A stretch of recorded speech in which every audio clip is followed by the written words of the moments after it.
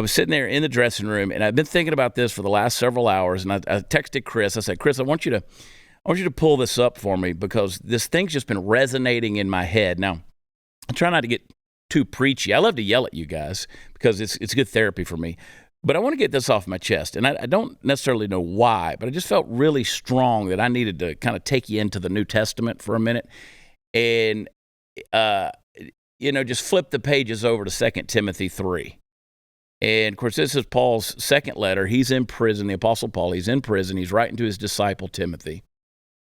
And right there in the first verse, he says, I want you to mark this. I want you to put a check mark right here on this in your mind. He said, I want you to pay attention to this. Highlight it, underscore it, asterisk it, whatever it is. He says, there's going to be terrible times in the last days. And I know that a lot of us jump into saying, oh, man, Jesus is going to come back and rescue us and save us and all this kind of stuff. I think when those first century Christians were talking about the last days, it was a broader space of time, right? They're thinking in light of eternity. We think in terms of this linear timeline where there's little marks on that timeline where significant things happen both in history and in life. But these guys were writing in light of eternity. So are we in the last days? Yes, we always have been. That's my interpretation of that. But then you start to see an exponential increase in the way behavior happens in the last days as time continues to go forward.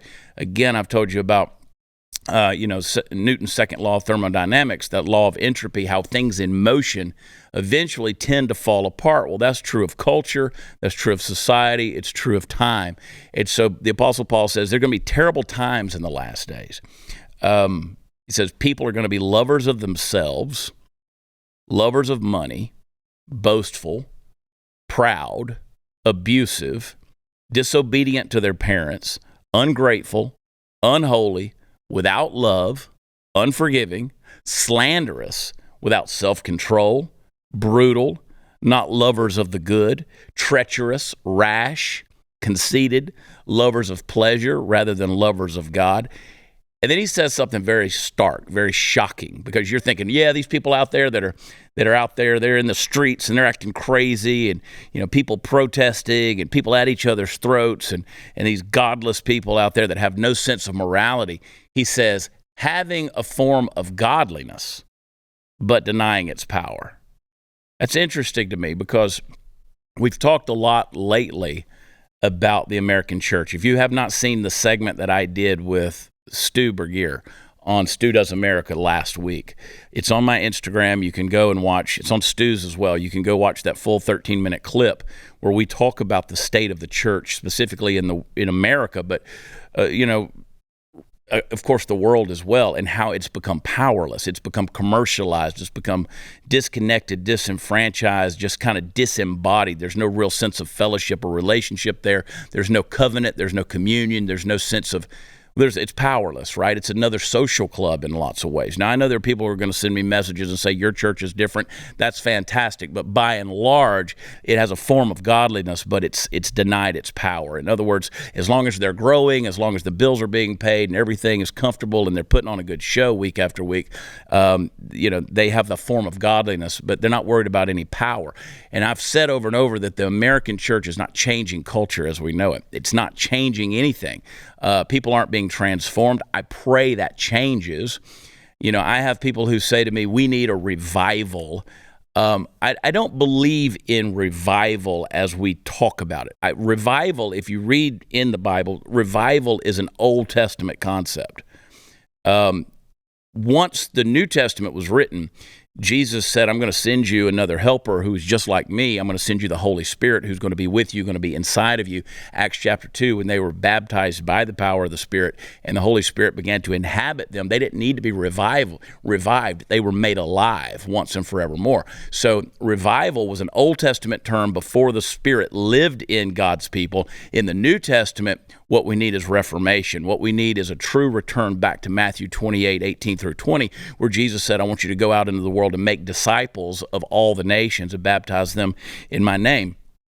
when you go out there and recreate the Spirit of Christ in other people, that's what creates what we call revival. It's not really revival. It's just doing what the New Testament commanded you to do.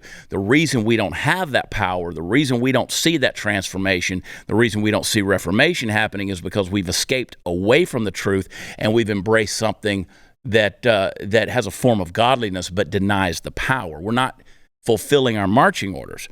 So what we do is we look at society as a whole. We look at all of us, and you know, you would think that that the Apostle Paul would be giving descriptions of like Sodom and Gomorrah or some kind of lascivious lifestyles, but just lovers of yourself. I mean, look at all of us. Look at us. Social media has exposed just how much we love ourselves. I mean, we're a selfie society. We're worried about pronouns. We're worried about people offending us. Lovers of money. Everybody's out there chasing that. And by the way, when the Bible doesn't say that money is the root of all evil. It says the love of money is the root of all evil, because then it becomes a god to you, and you begin to chase that and that alone. That becomes a high priority. You know, lovers of money. You're boastful. You're proud. Abusive. Disobedient to their parents. Man, I mean, when you're living in a world where, you know, families are turning against each other over, you know, political views or social views, and they refuse to relate to one another.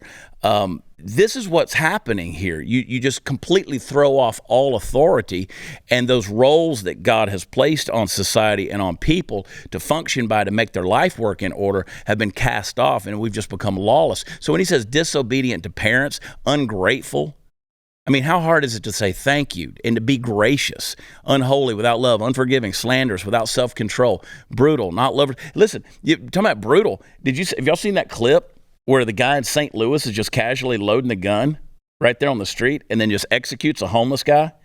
I mean, right there. And then somebody's going to sit there and film it, not even try to interrupt what's going on. The guy just casually loads a gun, sticks it to the back of the head, and I mean, he loads it for a full 60 seconds, and then sticks it to the back of the head of a homeless guy sitting there on the curb and shoots him. And a lot of people have said it's fake. It's not fake. It's brutal is what it is. And so these are the worlds we're living in, man. And so I'm sitting here saying, you know, what do we do about this? The Apostle Paul, here's what he says. Because I have people who say to me all the time, every week, they say, you're a person who creates division. You are part of the problem in society. If you truly were a person of faith, you know, I've called myself a theistic barbarian. You know, I'm pretty wild in the things I say, the way I go about it, but I do have a belief factor there. I do have a faith foundation. And people say, no, you don't believe any of that stuff. You know, we put these flags out there that says, in this house we believe Jesus is Lord. And they're like, you proclaim that, but you don't, you know, you're out there, you know, dividing everybody. Well, let me tell you something. Jesus said, I didn't come to bring peace, but a sword. He said, I'm going to set, you know, children apart from their parents. There's going to be division in families even. We're going to separate. There's going to be division, because it's not that we're trying to be offensive in order to divide, but truth in and of itself and how you respond to truth is what does the dividing.